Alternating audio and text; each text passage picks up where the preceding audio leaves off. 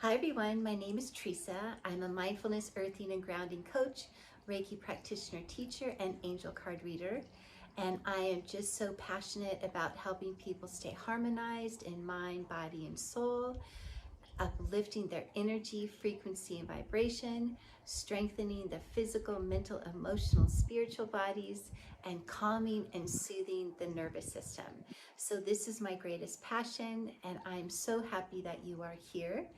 And another quick note, I also am in the process of getting my Qigong teacher certification. So as soon as I've completed my certification, I will add that to my title and website as well.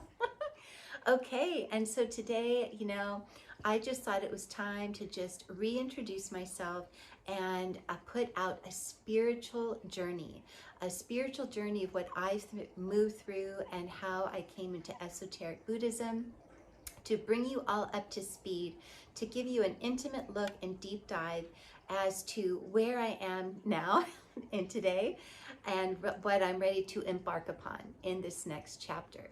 So I am so excited that you are here. And just a little disclaimer, this is going to be esoteric. You might hear some things that you think are absolutely crazy and don't resonate at all. And I always say, take what resonates, leave the rest. This merely is my story. This is my truth, and I'm excited to share it. And I do understand that some of you are going to continue to want to walk with me and follow me and have fun with me doing mindfulness, earthing, and grounding in nature. And I know that after some of you see this video, you're going to unfollow and unsubscribe and part ways. And whatever you decide, just know that I send you so much love and light and blessings.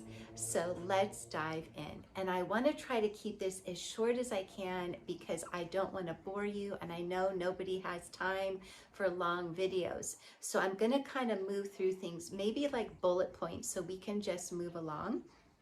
But I also just wanted to share real quick for those of you who are interested, because I am a Pisces, so I just wanted to let everyone know I'm a Pisces. I have a Scorpio moon and a Leo rising sign, and I have my Venus in Pisces and my North Node in Pisces and my Jupiter in Scorpio. So I have 5 planets in water, and so 3 planets in Pisces. So that's why I'm just so passionate about spirituality and mindfulness and astrology and esoteric beliefs. I just love it. That's my jam. Everything in the unconscious, and of course the Scorpio moon, very intense. That's why I can really dive through the depths of hell. I've been through many tours in hell, and then I can come back, I can shine the light there and bring back the wisdom and knowledge to share. So just wanted to give that quick little disclaimer for those of you who are into astrology and understand that. Okay, so let's just dive right in. So just for starters, when I was a kiddo, I grew up in a Christian Science family, very happy home. And so Christian Science, for those of you who don't know, we really didn't go to doctors much. There were no vaccinations. It was all about really turning to prayer and God anytime we had a problem. And so it was so beautiful. That was just the way I grew up, which was perfect for my Pisces self, because I'm all about, being one with my creator, God, source creator. So that was my jam. I loved it. And our family had many healings. So I don't really remember doctor visits at all. I just remember all the times going to Sunday school and praying and having healings. So that is how I grew up, and I thought that was super cool. Okay, but then of course we enter the teenage years, right? And then it becomes a shit show. And so I went from this happy-go-lucky, loving, peaceful person, and then at 16, kind of the traumas started to come in, as all of us, right? And so one of the most horrible traumas when I was 16 is I ran over my cat. My poor cat was old and couldn't hear. She was under my tire, and so when I started the car and backed up, she didn't hear and couldn't get out of the way. So I killed my black cat at the age, I think I was 16. And so that was my first real traumatic. I was screaming bloody murder, and the poor thing just died in my arms. So horrifying. After that happened, I just felt like things got bad for me. Things started, I just then, had a couple other traumas. Another trauma when I was 16, and I learned to just keep secrets. Another one when I was 17, and again, I kept it secret. And so I learned how to keep secrets at that young age of 16 and just hold everything inside. And so then, just became so depressed. And then I was slitting my wrists, taking sleeping pills. I just wanted to die. I was like, why am I here? I felt so like a black sheep, like didn't fit in. And so those were the troubled years for me. And I do remember when I was in the hospital, when they were sewing up my wrists, the doctor's like, I'm going to put you in a psych ward. And somehow I was able to talk him out of it and told him I was going to go see the church lady, and the church lady was going to help me. Oh my gosh. So I went and saw the church lady, and she didn't help me. She couldn't help me. So again, at that age of 17, I realized nobody can help me. And so I realized, it's just me and God, source creator. And so I always turned, every time I had a problem, a human condition, I just went right to my spirituality, right to God, source creator. And just, he was the one who helped me get through my challenges. So just wanted to give you that little glimpse. And so then we fast forward. So I spent 10 years from 16 to 26, very depressed. And another quick wound. I think I want to just plug this in really quick.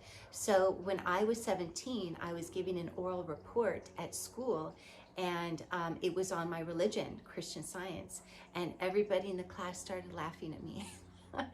That was traumatizing, having all your high school peers laugh at you. So when I walked out of that class, I'm like, I'm never coming back to this class, and I'm never coming back to this school. So I marched into the counselor and I go, I'm out of here. What are my options? And so she's like, well, you can take the test, or there's this really cool continuation school where you can go and complete your high school education. So I'm like, I'm off to that continuation school where all the misfits are, and I felt like I was right at home.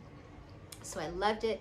The teachers loved to be there, got the more one-on-one teaching, and as a troubled kid that I was. And then I thought it would be a good idea to try to, all of my peers there were on drugs. We're all misfits. So I'm like, I'm going to buy drugs.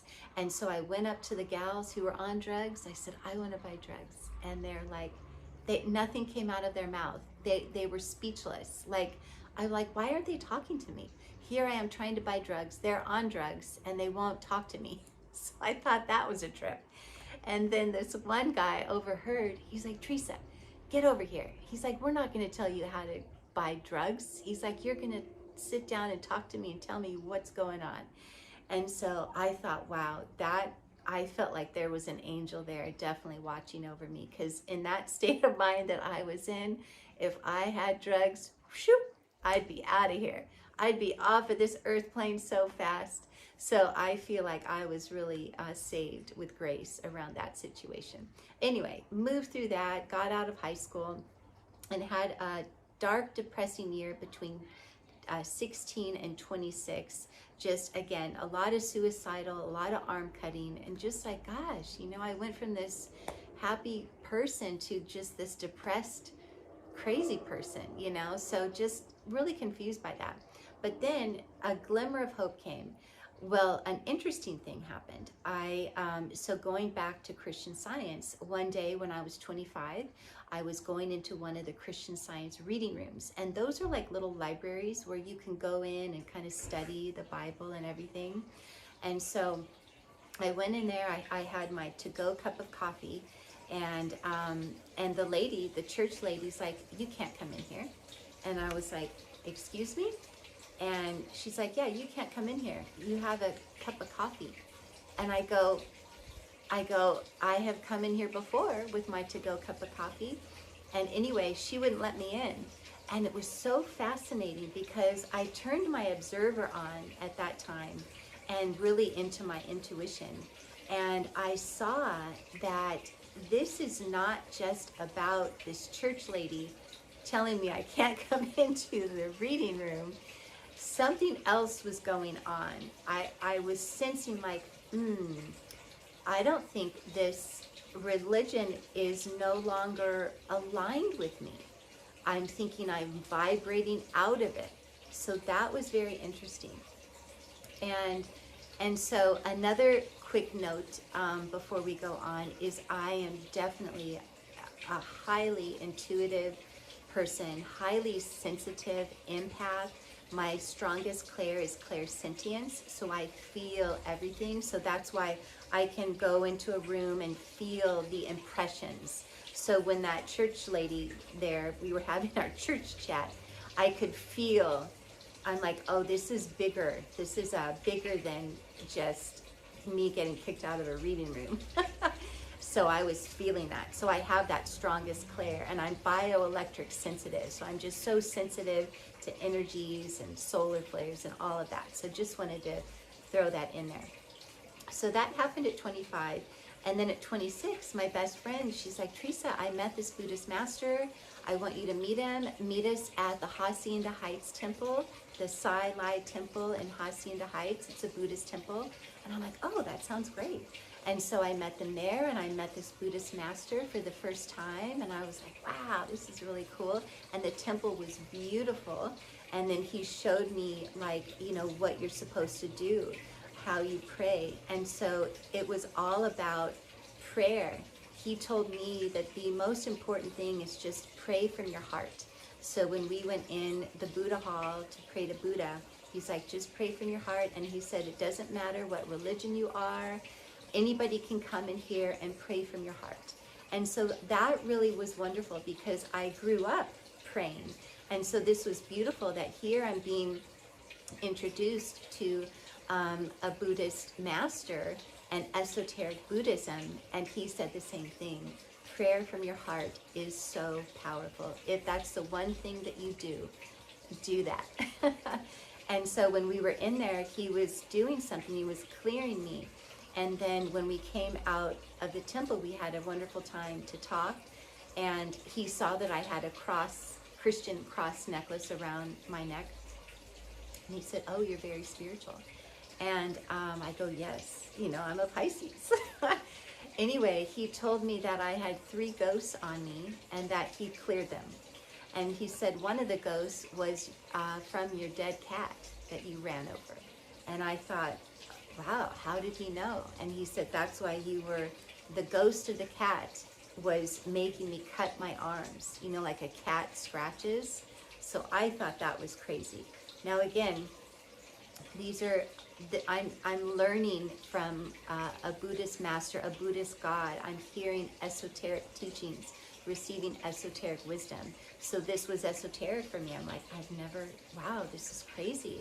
So not only did that ghost of the cat cause me to go through this 10 years of depression, I picked up 2 other ghosts along the way. So anyway, luckily he was able to clear me. And I had the opportunity to spend a lot of time with my best friend and the Buddhist master to learn more about Buddhism and the path of becoming your own Buddha and esoteric Buddhist teachings. And so I was just soaking it up. And then he did tell me, he said, you know, you are going to have to decide. He said, you either need to choose Buddhism and the path of Buddhism or Christianity. He's like, you can't have your hand in both. And he said the reason for that is towards the end of our lives, we have to have a clear path, a clear direction of where we're headed, you know, once we transition on from Earth to our next level of evolution. And so I was like, well, of course I am going to walk the path of Buddha now. I thought that was the coolest thing at age 26. So I took off the cross necklace, returned the Bible, the Science and Health to the church lady, and I was off on becoming my own Buddha. And so grateful that he showed me, he actually helped me set up a little sacred space in where I lived, a little altar, and he gave me a statue of Kuan Yin, and so he taught me how to pray to Kuan Yin every day, and I loved Kuan Yin, beautiful goddess of compassion, right? One of the 4 principal bodhisattvas. And so he said I had a connection with her. So that felt really good to pray to Kuan Yin every day. And so that started my Buddhist adventure and my mindfulness journey at the age of 26. And so my life did start getting better from that point on. Once he cleared the ghosts off of me and I didn't have that interference, I was suddenly back in my own energy, right? I didn't have anybody interfering. And so my life started to get better. And then, got married when I was 31 to a wonderful man. And then another significant thing that happened on my life is when I was 33, I got pregnant. And it was very strange. I got pregnant and then my body started to blood clot. So I didn't know what was going on. I've never even heard of that happening before, and I found out I had a factor V blood clot condition. I didn't even know what that was, but apparently every time I get pregnant my body blood clots, so I thought that was wild. And so it turns out I inherited this blood condition from my mom's father, who I think he was in his early 50s or 50, went in for a simple procedure in the hospital, but then he died of a blood clot after. And so I inherited that factor V blood clot condition from him. So luckily I was able to have a high risk doctor, and they were able to put me on blood thinner, Levinox, through the pregnancy, and that blood thinner didn't cross the placenta, so it didn't hurt the baby. So fast forward to 6 months pregnant, I went to refill my prescription, and the insurance company wouldn't refill it. And so I went 7 or 10 days without any blood thinner. So when I took the blood thinner, when I finally got it after 7 or 10 days and I started taking it, it was too late. My left leg, where I had a deep vein thrombosis, had swollen. And then I had to go to the hospital, and then the doctors had this look of fear, and they said, your lungs are filled with blood clots right now. And I was 6 months pregnant. And they said the only reason you're alive is because the blood clots are small. And I thought, well, whew, that was a close call, and so I had to stay in the hospital for 2 weeks. They were trying to get circulation through my leg and making sure I was stabilized. And I called my best friend. I said, will you ask our Buddhist master if I'm going to die? And he said, no, you're not going to die. So that was a relief. But then he did tell me, he's like, the soul of the baby that you're carrying is a very difficult, troubled soul. And he said, it's not your son from heaven. And I said, okay, well, this is good to know. This soul here is trying to kill me. So again, esoteric news. Never heard of that before. So anyway, we had to wait. You always have to wait and be patient for divine timing to get these things fixed, these human conditions. So luckily I got through the pregnancy. My son and I survived and got through that. And then it was when I believe my son was 2 years old, where my Buddhist master was in town, and then he was able to switch the souls, and he took away the difficult, troubled soul, and then he brought in my son from heaven. So that was a welcome relief. Woo! Let me tell you. I don't even know if my son knows that story. I think I told him, but anyway, this might be news for him. So anyway, moving along, it's always good to have a Buddhist master around to help you out when you need one. And so fast forwarding, life was going along happy. And then another tower moment came in 2009 with a divorce, short sale of our condo, and bankruptcy. So that was another crapshoot. And so that was devastating. And so again, when these things happen, I always turn back to my spirituality and to my mindfulness practices. And so over the years, my practices have always evolved, and I had to switch up, you know, depending on the situations that I'm going through. Anyway, so navigated through that, and you know, got stabilized again and back on track. And then fast forward, actually in April 2011, another fated meeting happened, which was awesome.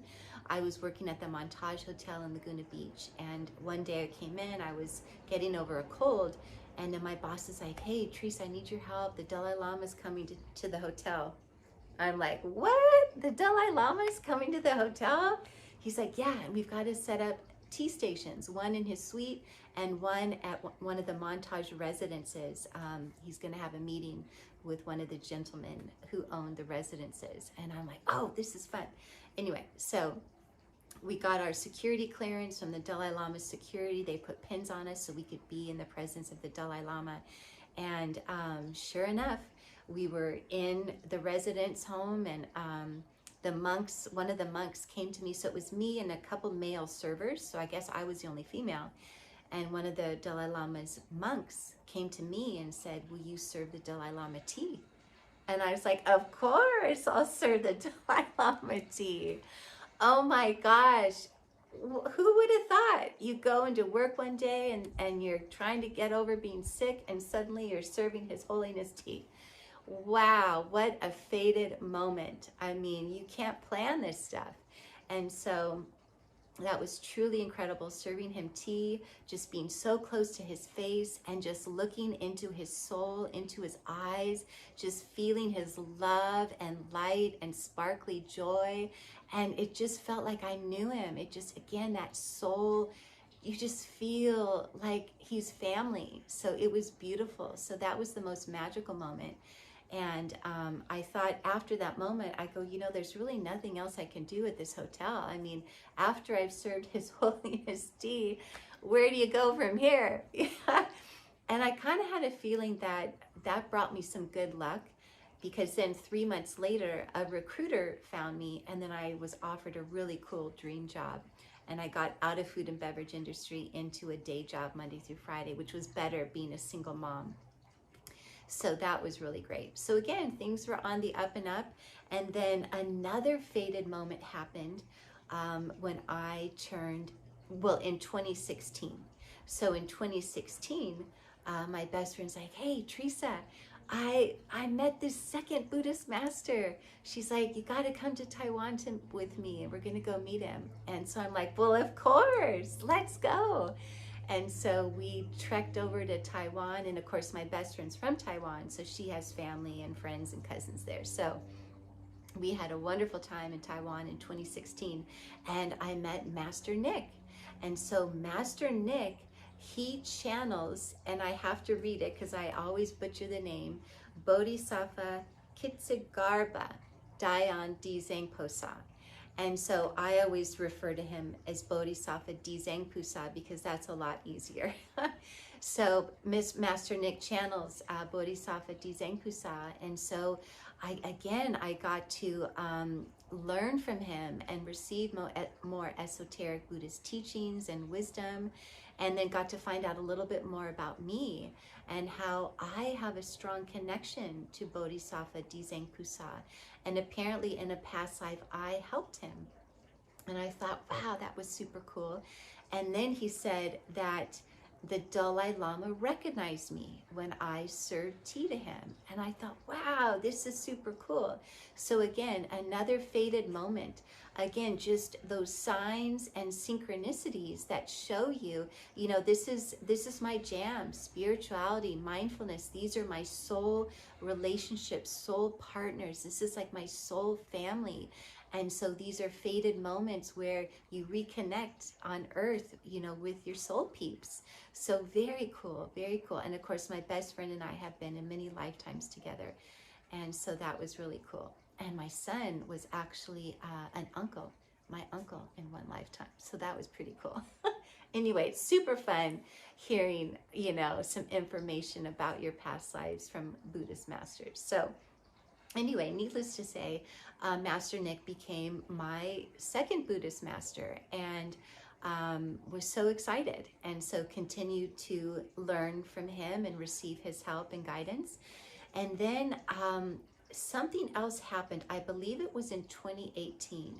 And I said, you know, there's something going on. I asked Master Nick, I said, none of my, you know, I was divorced in 2009, and none of my romantic relationships ever worked out. And I said, I was frustrated at that time in 2018. I go, I don't get it. Why? What is happening? It never works out. What is the cause? And so sure enough, Master Nick had me do a video, and he had me show him the feng shui in my house at the time. And so, of course, at the time, I had an altar, and I had Kuan Yin, and then I had in feng shui, there's these 3 Asian deities: Fuk, Luk, Sa, F-U-K, Fuk, Luk, L-U-C, L-U-K, and then Sa, S-A-U, Fuk, Luk, Sa. So there are 3 Asian deities, and in feng shui, they're supposed to be good luck. And you have them, you display them all 3 together. And I had them, you know, as when I got into Buddhism, I started, you know, checking out feng shui, and, you know, white girl here trying to do her best learning feng shui, right? So I thought, oh yeah, these statues are good luck. Well, and I had those statues when I was married. So when we were going through the video and I was showing him, so Master Nick said, okay, do you see Fuk, F-U-K? I had the statue. He says, well, he is in love with you. And I said, what? Again, esoteric, right? They've been with me for years, and apparently Fuk fell in love with me. And because he fell in love with me, none of my relationships worked out. Hence, divorce and no successful relationships after that. So that was crazy to hear. And, you know, it's so crazy because here we, you know, are human. We're trying to do things, and we think we're doing things that bring us luck. We think certain statues are really great, and then look what happens, or look what can happen, right? So that was very esoteric. And so anyway, I had to actually fly to Taiwan, and he had to give me some, Master Nick had to give me some special paper. He had to give me specific instructions. And then I came back, and then I had to do a ritual, a ceremony, a prayer in my house. And then when I was done, I had to lovingly take down all the statues, fold them up in red cloth, and pack them away in the garage. And so again, he showed me how to clear that karma and that energy that was not for the highest good, right? And so he showed me the path, how to do that. And so I listened to his guidance, because he's always been providing me with such sound advice and wisdom to help me live my happiest life, to live a dharmic life, to be in joy. And so anyway, we got through that, everything got down in the garage, and then he gave me the instructions to get this large print of Bodhisattva Dizang Pusa.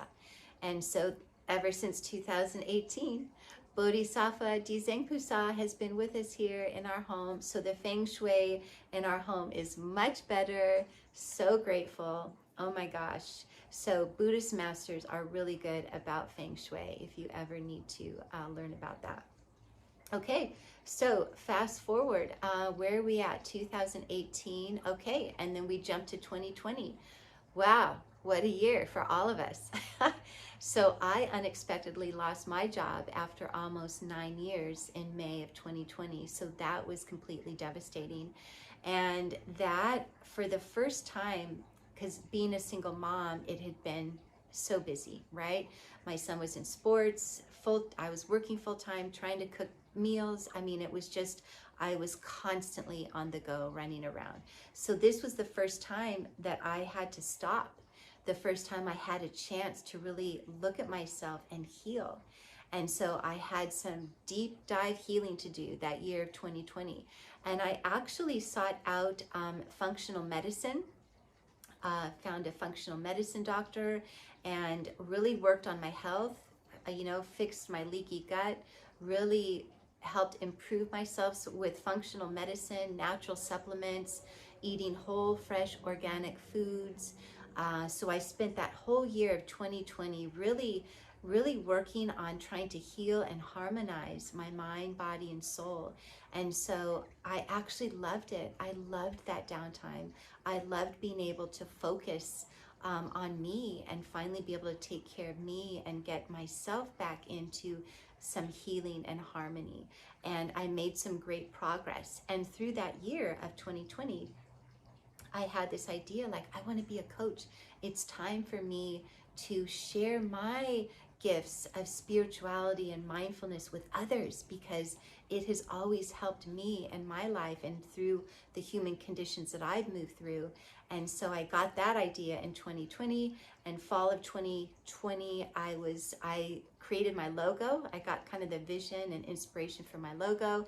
And then in March of 2021, I launched my coaching business for the first time. But of course, I've never been my own, I've never been a business owner before. So just this alone has been quite an adventure and so much learning and growth, right? And so anyway, I kicked off my business in March 2021, just trying to figure out, how do I run my business? How do I get clients? I mean, there's so much to learn, right?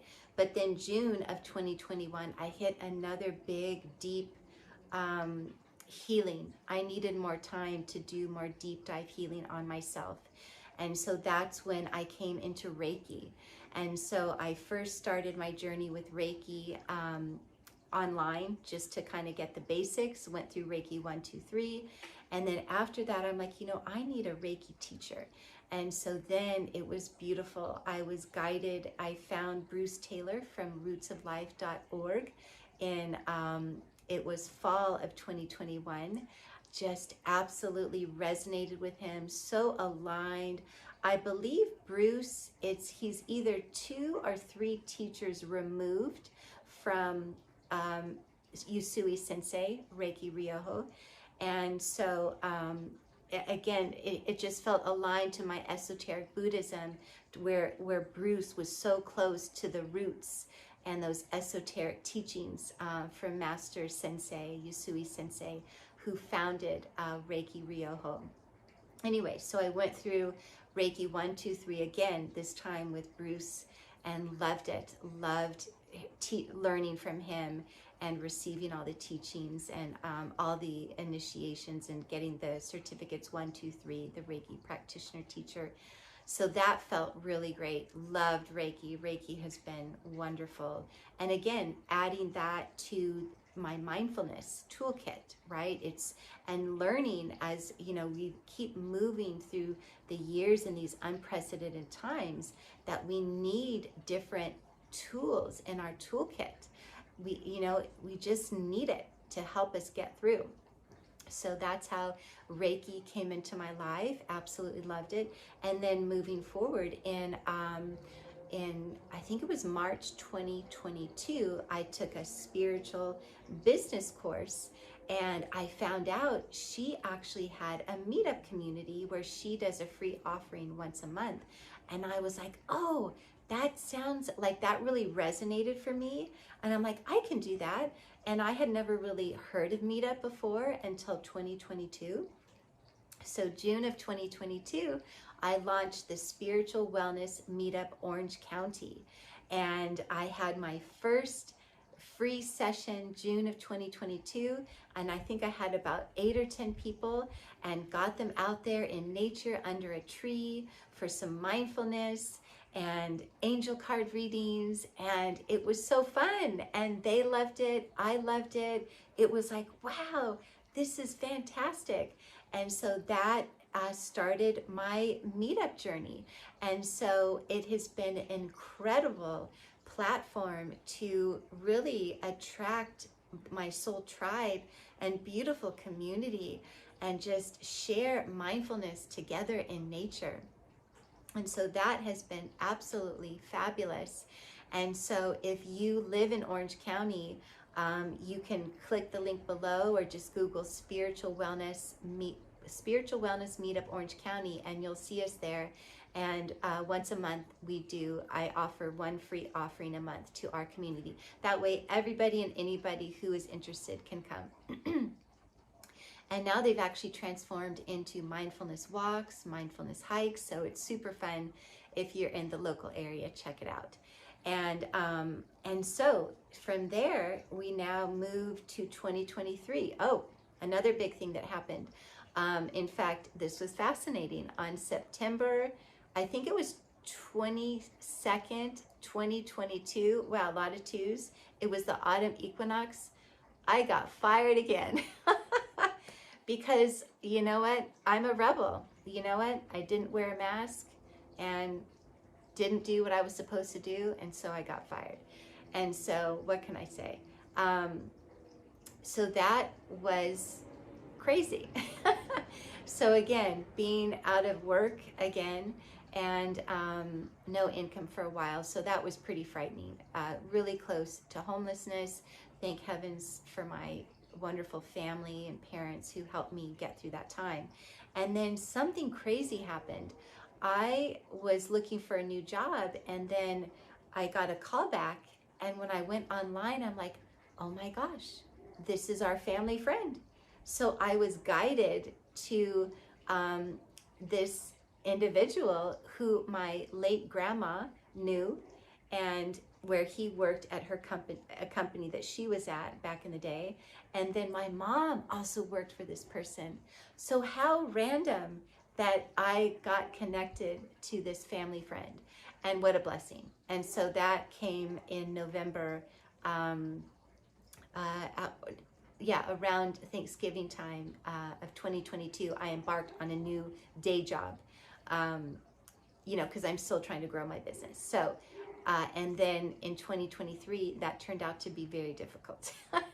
So this boss has triggered me like you've never experienced triggers. I mean, we're talking so many triggers.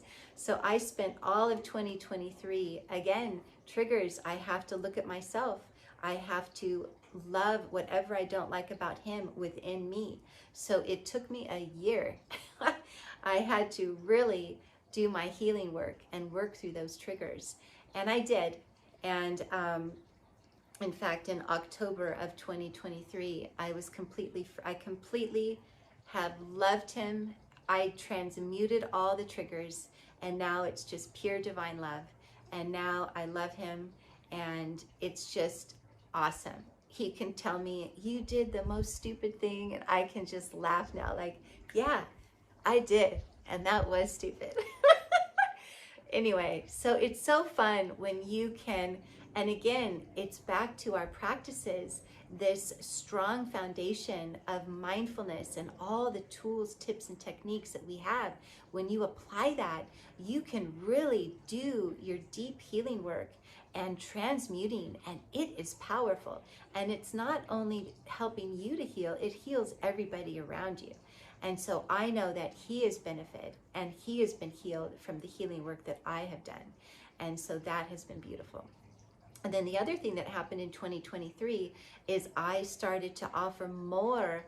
I was like, I got to drive my coaching business more. I got to put more events out there. And so I really was in my divine masculine, pushing hard to working full time in the day, working through all these triggers, doing my healing work, and then doing my mindfulness, earthing, and grounding sessions with the meetup community.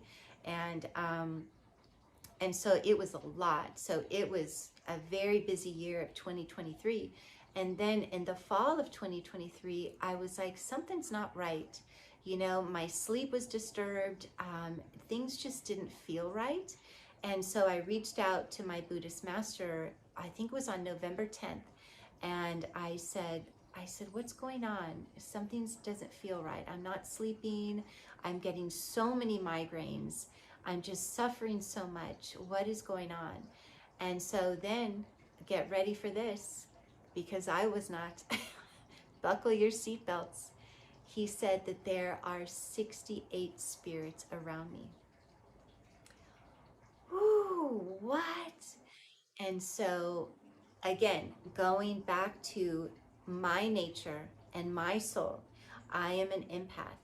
I am highly sensitive, bioelectric sensitive. I basically take on the suffering of others because I don't want anybody to suffer.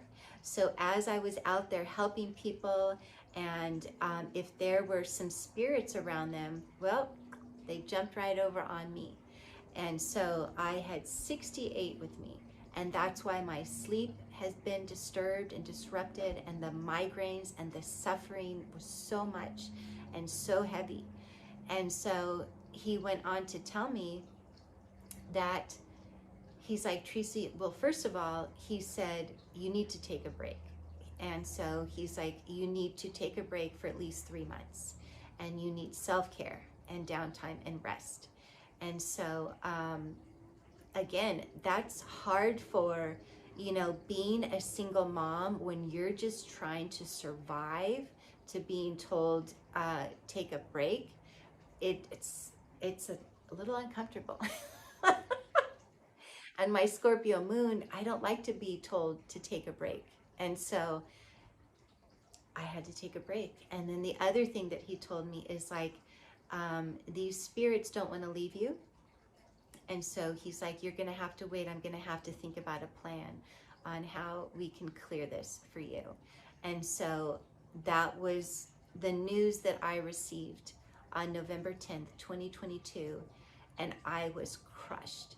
So I get off the phone and just crying. And I thought, well, there go, you know, I didn't know. I go, am I ever going to be able to do my coaching business again? And I love it so much. And I love all the people. And so I was crushed, and I was crying, and just didn't know what was going to happen. And then here I am with 68 freaking spirits hanging out with me. And he's saying it's dangerous. We can't just, he has to think about a way out. Okay. So I get to move through the holidays and the winter season with 68 spirits with me. So that was interesting. And so I'm like, all right. So number one, I need to accept this. Number two, I need to surrender, because there's nothing I can do.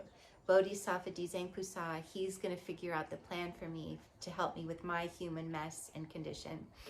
And so I had to accept, I had to surrender, and then I had to do something that I've never done before. And I always go back to, okay, I'm going to develop an even more intimate connection to Bodhisattva Dizang Pusa. And so I turned everything off.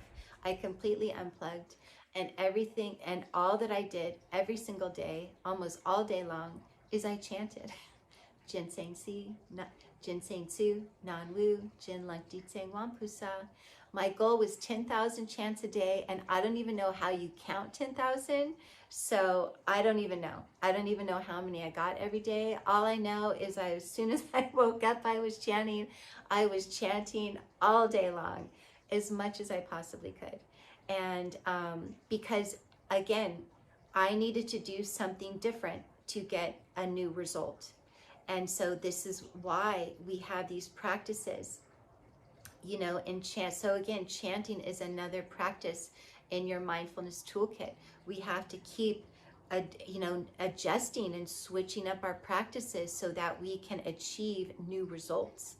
And so that's what I did all winter long, and through the holidays, and had some really uncomfortable times sleepless nights, suffering with migraines 2 to 3 days at a time. So it was really rough, and got sick, because when you have 68 spirits, your life force, they're feeding off of your life force energy. So that's why you get sick. So I kept getting sick and had no energy, and because they were basically living off my life force. And so that was pretty awful. I don't recommend that. So then in January 19th, I called Master Nick on January 19th, which was January 20th in Taiwan. And that's, of course, when Pluto went into Aquarius, right? And you can find your favorite astrologer and learn more about that. But Pluto shifted into Aquarius, and this is a huge paradigm shift. So I thought, well, this is a good day to call my Buddhist master and check in when Pluto went into Aquarius. And I'm like, okay, how am I doing? Where are we at? What's going on? And so we had another chit chat. And again, he showed me, he said, okay, Treeesa, he said, if you continue your coaching business the way you have always done it, it will become a burden for you. And I felt that, and I know it's not sustainable. And so he showed me, he laid it out, and it resonated. And I knew, I said, I know, I can't do it the way I did it before. And also, what else did he share? Let's see. Well, that's pretty much it. It just came to the awareness that I can't do it the way I did before. And then I was in that pause where, oh my gosh, do I walk away from my coaching business, which I love so much? And then I was conflicted because I know I've been helping so many people. And so then all of a sudden, after the great pause, and I didn't know what was going to happen, Bodhisattva Dizang Pusa, here we go, the hand of God, or the hand of a Buddhist God, or the hand of Bodhisattva Dizang Pusa, reached down and said, would you like me to help you? And I said, yes. And so he said, okay, well, this is what we can do. If you want me to help you, then we're going to put your coaching business under my temple, under my umbrella, so that I can protect you and keep you safe from harm, and to just help your coaching business. And I thought, well, this is the greatest thing ever. So then we talked about that, and then he came up with the name Ginseng Sea Treeesa LLC. So anyway, we have been making these updates. So I went through the name change. So now that's why my coaching business now is now Ginseng Sea Treeesa. And so my coaching business is under the guidance, the wisdom, and the protection of Bodhisattva Dizang Pusa. And so what a joy to come into union. And so Bodhisattva Dizang Pusa is my divine masculine. He is my soul partner. This beautiful union now. I'm so overjoyed because now my divine masculine can do all the protecting and the guarding and the guiding. And then I can just show up in my divine feminine and create and help uplift everybody, help people harmonize their mind, body, and soul, uplift their energy, frequency, and vibration, calm and soothe their nervous system, and strengthen their physical, mental, emotional, and spiritual bodies. And then Dizang Pusa, his mission is to help free people from suffering, free all living beings from suffering, and help all sentient beings and spirits safely cross over. And so this is our mission, and together we have joined, and it is so exciting and so beautiful, the year of the dragon. And so we are going to launch and step out in April together, and it is such a joy. And so what else is going on? So that shows you the reason for the name change and what we've been going. So my website is going through some updates, so we will let you know as soon as that's done. So for those of you who are on my email list, you're receiving all of the updates. And so if this is resonating with you and you are interested in continuing to follow me, you can just send me an email, ginsengc@treeesa.com. I'll add you to our email list for the updates.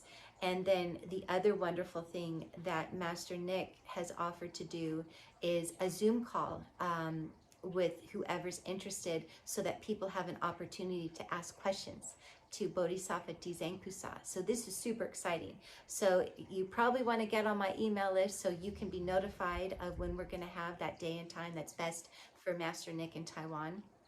And so another quick thing to let you know is on, it was Friday, February 23rd, I was suffering so bad and called or texted Taiwan and Master Nick that I'm suffering so bad from migraine.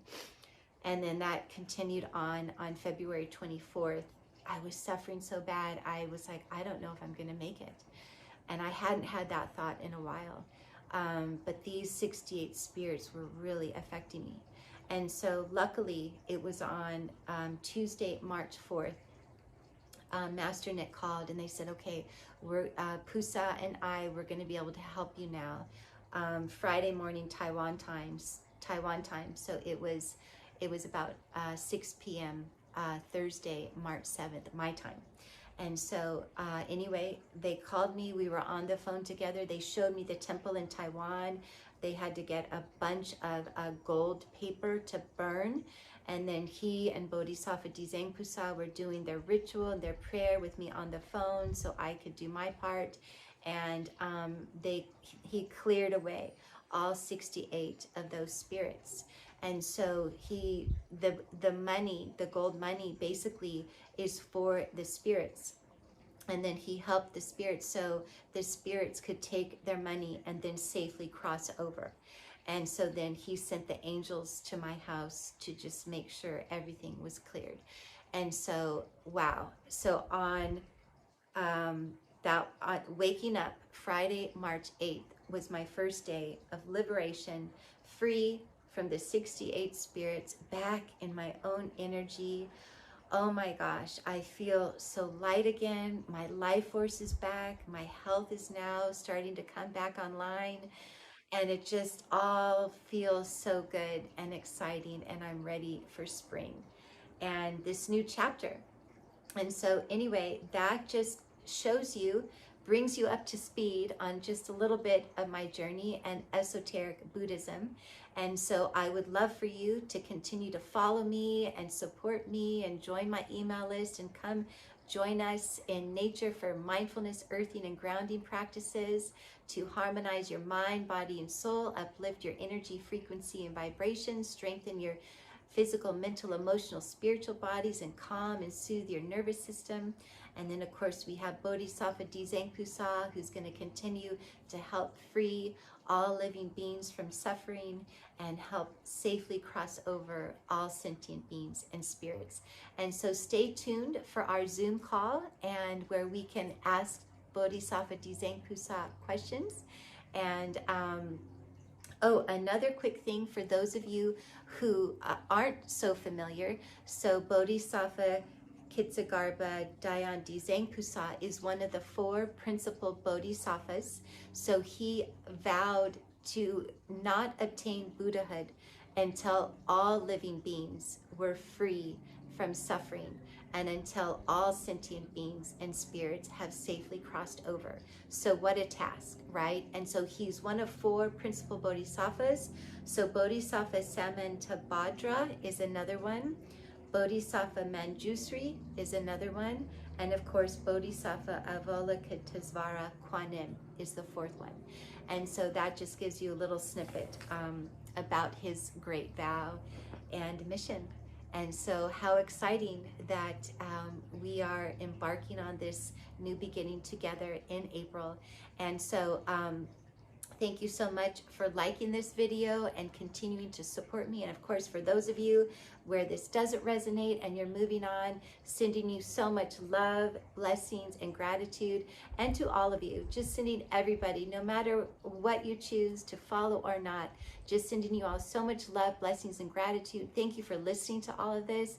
I tried to go as fast as I could. So please, if you have any questions or comments, let me know. Send me an email. Join my email list. Come join our spiritual wellness meetup, Orange County, and let's just continue to harmonize and uplift and strengthen and calm and soothe our nervous systems. So look forward to seeing you soon. Thank you so much.